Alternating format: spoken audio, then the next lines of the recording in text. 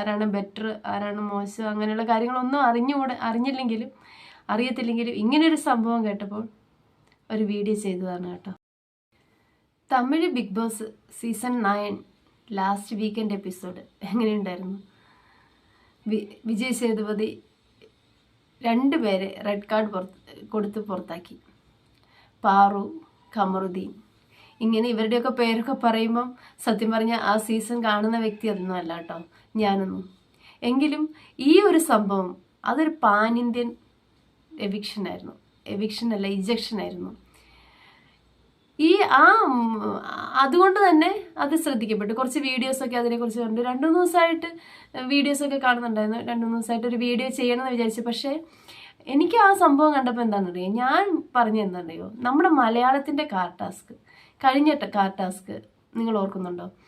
അതായത് അനീഷ്, നൂറ, ആര്യനൊക്കെ ഫ്രണ്ട് സീറ്റിലിരുന്നിട്ട് ആര്യനും നൂറയും കൂടെ അനീഷിനെ പുഷ് ചെയ്ത് ഭയങ്കരമായിട്ട് ഫിസിക്കലി പുറത്താക്കാൻ വേണ്ടി ശ്രമിക്കുന്നുണ്ടായിരുന്നു. കാറിൻ്റെ ഡോറ് തുറക്കുന്നു, അടയ്ക്കുന്നു, പുഷ് ചെയ്യുന്നു. ആര്യനാണെങ്കിൽ കാല് സൈഡിൽ വെച്ചിട്ട് ബാക്കിലേക്ക് ഭയങ്കരമായിട്ട് പുഷ് ചെയ്യുന്നു. അപ്പം അനീഷ് സത്യം പറഞ്ഞാൽ അവിടെ അനീഷിനൊരു കാലിബർ അല്ലെങ്കിൽ ആ ഒരു ശക്തി ഉള്ളത് കൊണ്ടാണ് അവിടെ അതിനെ പ്രതിരോധിച്ച് പിടിച്ചത്. എന്തിലും പല പ്രാവശ്യം ഇങ്ങനെ ചെയ്യല്ലടാ എന്നൊക്കെ. ഞാൻ സത്യം പറഞ്ഞാൽ ഈ സംഭവം കണ്ടപ്പോൾ എനിക്ക് അതാണ് ഓർമ്മ വരുന്നത്. ഇപ്പം നൂറയോ ആര്യനോ ഒന്നും അനീഷിനോട് വ്യക്തിവൈരാഗ്യം കാണിച്ചെന്നോ അങ്ങനെ അറ്റാക്ക് ചെയ്യാൻ ശ്രമിച്ചെന്നോ അങ്ങനെയൊന്നുമല്ല. കാരണം തമിഴ് ബിഗ് ബോസിൽ നടന്നതെന്ന് പറഞ്ഞിട്ടുണ്ടെങ്കിൽ ഭയങ്കരമായിട്ട് അവർ തമ്മിൽ വ്യക്തിവൈരാഗ്യം ഉണ്ടായിരുന്നു എന്നുള്ള കാര്യമാണ്. അപ്പോൾ അത് അവർ സംസാരിച്ച് അവസാനം അത് ഫിസിക്കലി ഭയങ്കര ദേഷ്യപ്പെട്ട് ബലം പിടിച്ച് അത് കണ്ടിട്ടുണ്ടെങ്കിൽ സത്യം പറഞ്ഞാൽ ആ ഒരു സംഭവം നടക്കുമ്പോൾ ബിഗ് ബോസ് അത് നോക്കിക്കൊണ്ട് നിന്ന് ഇതിൻ്റെ പിടിച്ച് തള്ളി വെളിയിലേക്ക് ഇടുമ്പം ഓക്കെ അവിടെ ഗ്രാസാണ് എങ്കിൽ പോലും തലയൊക്കെ ഇടിച്ച് വീഴുമ്പം ആ കുട്ടി അൺകോൺഷ്യസ് ആവുന്നുണ്ട്, ഫിറ്റ്സ് വരുന്നുണ്ട്, പാനിക് അറ്റാക്ക് ഉണ്ടാവുന്നുണ്ടെന്നൊക്കെ പറയുന്നു. അങ്ങനെയൊക്കെ സംഭവിച്ചു. അതുകൊണ്ടാണല്ലോ ഞാൻ വെളിയിലാക്കിയത് അവരെ 2 പേരെയും.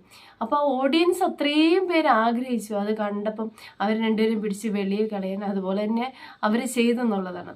ശരിക്കും പറഞ്ഞാൽ ആ ബിഗ് ബോസിൻ്റെ 2 കണ്ടന്റ് മേക്കേഴ്സ് ആയിരുന്നു അവരെന്നാണ്. പക്ഷെ അതൊന്നും നോക്കാതെ തന്നെ അവരെ കിക്ക് ഔട്ട് ചെയ്തു.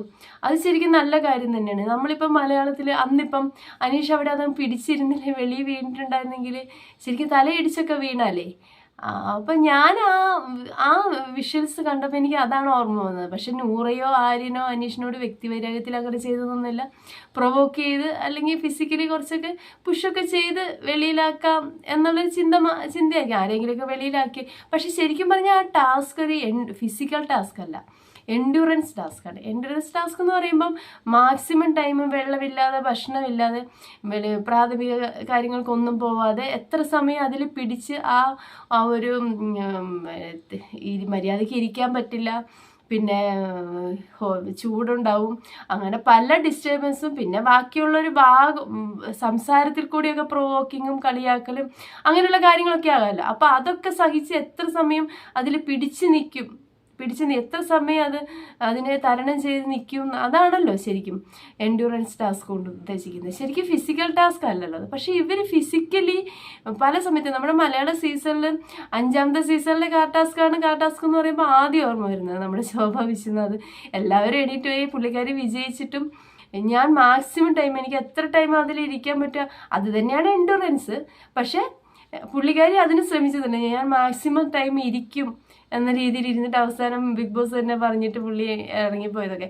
ആ കാർ ടാസ്കിൻ്റെ ആദ്യം അഖിൽ മാരാർ ഫ്രണ്ടിലായിരുന്നു. ശോഭനെ ഒന്ന് പുഷ് ചെയ്യാനും ഫിസിക്കലി ഒന്ന് പുറത്താക്കാൻ ശ്രമിക്കുന്നുണ്ട്. പക്ഷെ പുള്ളി അത് അധികം ശ്രമിച്ചില്ല. പുള്ളി തന്നെ ആദ്യം തന്നെ അത് ആ ടാസ്ക് സ്കിപ്പ് ചെയ്യുകയാണ് ചെയ്തത്.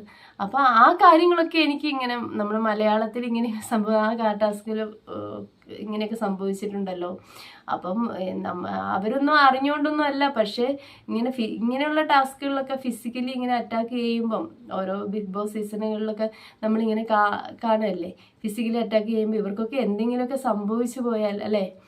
അപ്പം എന്തായാലും തമിഴ് ബിഗ് ബോസിൽ അവർ ശരിക്കും മാതൃകാപരമായ ഒരു തീരുമാനമാണ് എടുത്തിരിക്കുന്നത്. അങ്ങനെ ഒരിക്കലും ഒരു ഭയങ്കര വ്യക്തിവൈരാഗ്യം ശരിക്കും പറഞ്ഞാൽ ആ ഓഡിയൻസ് ആ എപ്പിസോഡ് വെറുതെ ഞാൻ കയറി ഇത്രയും സംഭവം എല്ലാവരും പറഞ്ഞപ്പം നമുക്ക് ശരിക്കും പറഞ്ഞാൽ തമിഴ് മനസ്സിലാവുകയൊക്കെ ചെയ്യും, തമിഴ് ബിഗ് ബോസ് വേണമെങ്കിൽ കാണുകയൊക്കെ ചെയ്യാം. പക്ഷേ മലയാളം ബിഗ് ബോസ് പോലെ നമുക്ക് അത്ര ഒരു ഇൻട്രസ്റ്റ് ഇല്ലല്ലോ. അത് നമ്മുടെ പ്രേക്ഷകരും തമിഴ് ബിഗ് ബോസ് എത്ര പേര് കാണുന്നുള്ളവരുണ്ടോ എനിക്ക് അറിഞ്ഞൂടെ എത്ര പേര് കാണുന്നുണ്ടെന്നൊക്കെ. പക്ഷേ ഈ സംഭവം വൈറലായതുകൊണ്ട് ഞാൻ ആ എപ്പിസോഡ് എടുത്ത് നോക്കും. ശരിക്കും പറഞ്ഞാൽ അത് കാണുമ്പോണ്ടല്ലോ അവർ എന്നാ പറയുക ഭയങ്കരമായിട്ട്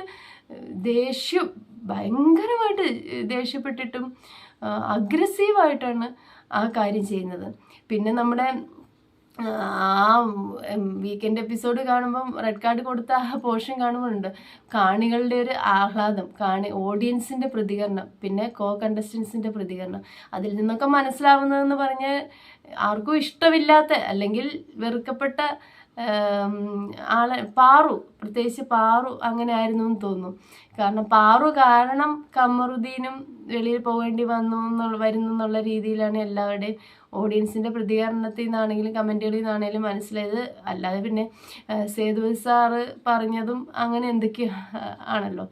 കാരണം പാറുവാണ് അവിടെ ശരിക്കും ഭയങ്കരമായിട്ട് എൻകറേജ് ചെയ്ത് കമറുദ്ദീനെയും കൂടെ ആ ഒരു അവസ്ഥയിലേക്ക് കൊണ്ടുവന്ന്. ഓക്കെ, അതൊക്കെ നല്ലത് തന്നെ. കാരണം ആ പെൺകുട്ടിക്ക് എന്തെങ്കിലും, പെൺകുട്ടിയല്ല ആ സ്ത്രീക്ക് എന്തെങ്കിലും സംഭവിച്ചാൽ ആരും ഉത്തരവാദിത്തം പറയുമായിരുന്നു സാന്ദ്രയ്ക്ക് എന്തെങ്കിലും സംഭവിച്ചിട്ടുണ്ടെങ്കിൽ.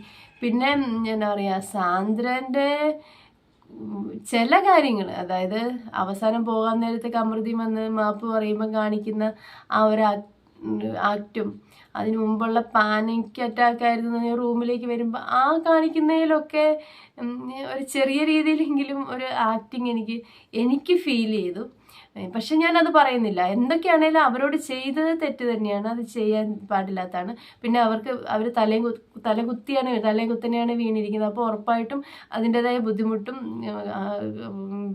എന്നാ പറയുക ഫിറ്റ്സ് അങ്ങനെയൊക്കെ വന്നതൊക്കെ ഡോക്ടറൊക്കെ എന്തായാലും അത് ചെക്ക് ചെയ്തിട്ടുണ്ടാവുമല്ലോ. അതൊന്നും ആക്ടിങ് ആണെന്നൊന്നും ഞാൻ പറയുന്നില്ല, അതൊന്നും ചെയ്യാൻ പാടില്ലാത്തതാണ്, അത് മോശം കാര്യം തന്നെയാണ്. പക്ഷെ ലാസ്റ്റ് പോകുന്ന ടൈമിലൊക്കെ അവർ ആ ഒരു രീതിയിൽ മാപ്പ് പറയാൻ വരുന്ന സമയത്തൊക്കെ അങ്ങനെ ബിഹേവ് ചെയ്യണമായിരുന്നു. അല്ലെങ്കിൽ അങ്ങനെ ആ സമയത്തും അങ്ങനെ ഒരു ആക്ട് അത് കണ്ടപ്പോഴും എനിക്ക് ചെറിയൊരു അത് വേണ്ടായിരുന്നു എന്ന് തോന്നി. അത്രയേ ഉള്ളൂ. ഞാൻ എന്തറിയോ, എനിക്ക് ഈ തമിഴ് ബിഗ് ബോസിനെ കുറിച്ച് റിവ്യൂ പറയാൻ കാരണം അവരുടെ കണ്ടസ്റ്റൻസിനെ ആരെയും നമുക്ക് അറിയത്തില്ല. അവരെക്കുറിച്ചൊന്നും നമുക്ക് അത്ര ആ സീസണെ കുറിച്ചോ കണ്ടസ്റ്റൻസുകളെ കുറിച്ചോ ആരാണ് ബെറ്റർ ആരാണ് മോശം അങ്ങനെയുള്ള കാര്യങ്ങളൊന്നും അറിയത്തില്ലെങ്കിലും ഇങ്ങനൊരു സംഭവം കേട്ടപ്പോൾ ഒരു വീഡിയോ ചെയ്തതാണ് കേട്ടോ. നിങ്ങൾക്ക് എൻ്റെ ചാനൽ ഇഷ്ടപ്പെടുകയാണെങ്കിൽ ഒന്ന് സബ്സ്ക്രൈബ് ചെയ്ത് സപ്പോർട്ട് ചെയ്യണേ. നിങ്ങളുടെ അഭിപ്രായങ്ങൾ കമൻറ്റ് ചെയ്യണേ. Thank you.